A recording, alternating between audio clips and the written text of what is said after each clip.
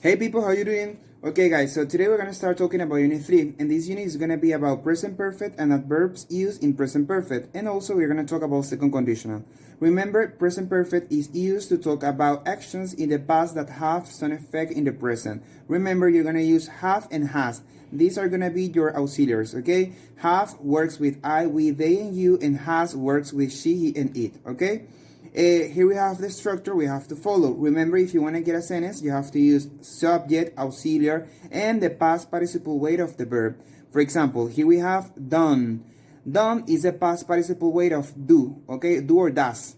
In simple past, we have did, and past participle, we have done, okay? So here we have an example. Remember, when you're going to get a question, always we have to use the auxiliary at the beginning of the question. So that's why here we have at the beginning. So I say, have you undertaken a journey? Have you undertaken, past participle of undertake, okay? Have you undertaken a journey? Yes, contraction of I have, I've undertaken a journey. No, but I want to do it. In this example, as you can see, I'm using simple present. Remember, as I told you in the last video, you can mix the tenses, but you have to be careful about the relationship that sentence or that answer has with a question, okay? And in here, I can say this, no, but I want to do it, okay? But in this example, in the first one, in the affirmative one, I'm using this structure, okay? Yes, I've undertaken a journey. In this case, I have a simple present answer. Now let's talk about adverbs, okay? Adverbs that are used in present perfect. We have just, already, yet, still, recently, ever, for, and since. Just. Just is used for very recent actions, okay? For very recent actions. So here we have an example.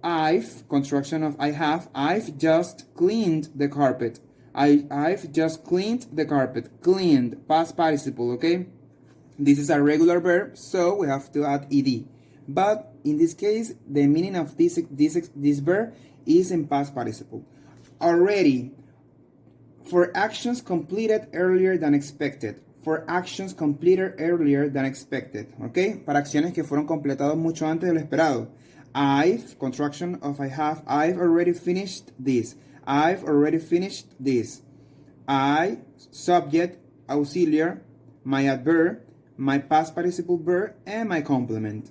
Yet, to ask whether an action has been done or to say that an expected action has not been done. ¿Ok? Para preguntar si una acción ha sido completada o para indicar una acción que se espera que no ha sido completada. Have you called your mother yet? Have you called your mother yet? No, I haven't called her yet. No, I haven't called her yet. ¿Ok? Guys, in this case, just and already. When you're going to use just and already, you have to follow this structure, present perfect. But American people tend to use it with simple past. What I mean, I can say here, I just cleaned the carpet without have. And here I can say, I already finished this, okay, without have.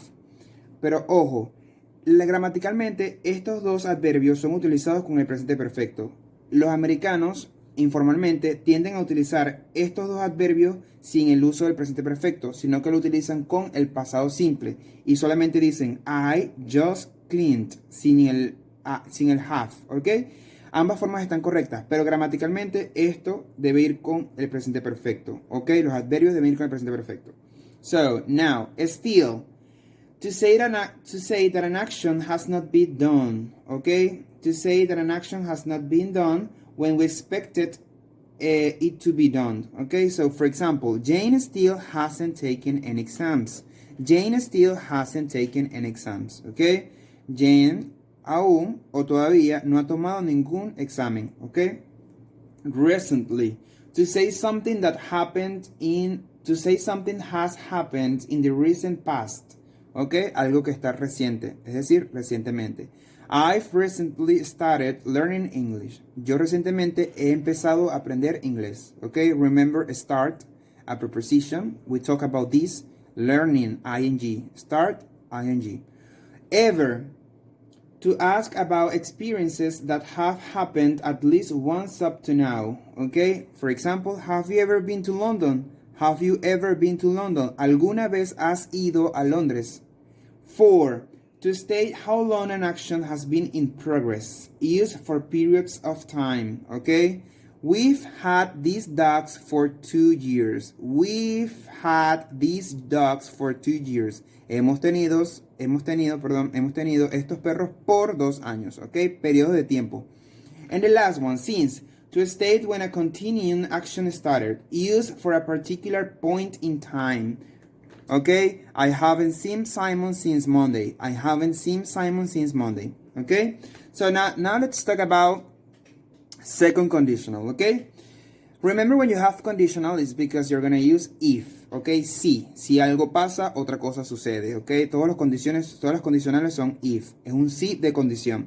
In this case, we have to use the conditional, we have to use the simple past way, and we have to use a future, but using would or wouldn't. Okay, would or wouldn't.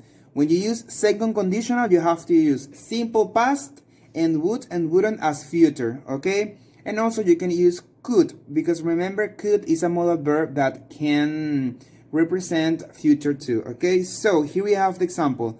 If David were the coronavirus, we would hate him. If David were the coronavirus, we would hate him. Okay, we would love David if he were the cure of the vaccine. Okay, we would love David if he were the cure or the vaccine. As you can see in this example, I'm using the conditional at the beginning of the sentence, and I'm using comma. But in this case, I'm using if in the second clause, okay? Because in conditionals, you have two clauses, okay? Hay dos cláusulas.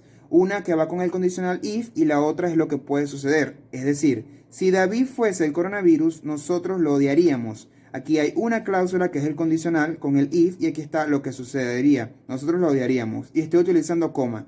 But in this example, we would love David. No tengo coma porque si tengo la condición en medio, o sea, es decir, la condición de segunda cláusula, no debo utilizar coma. We would love David if he were the cure of or the vaccine.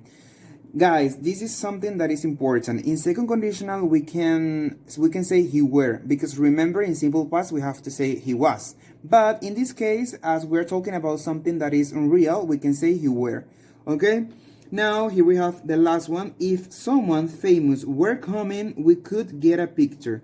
In this case, I have were coming. I have past progressive, okay? But in second conditional, you can use simple past or you can use another tense, but that tense has to be in past, okay? And we can use could, as I told you. We can use would or we can use could. If someone famous were coming, we could get a picture. As you can see, here I have a comma because I have if at the beginning of the sentence. Okay, guys, so that's all for today. Thanks for your attention.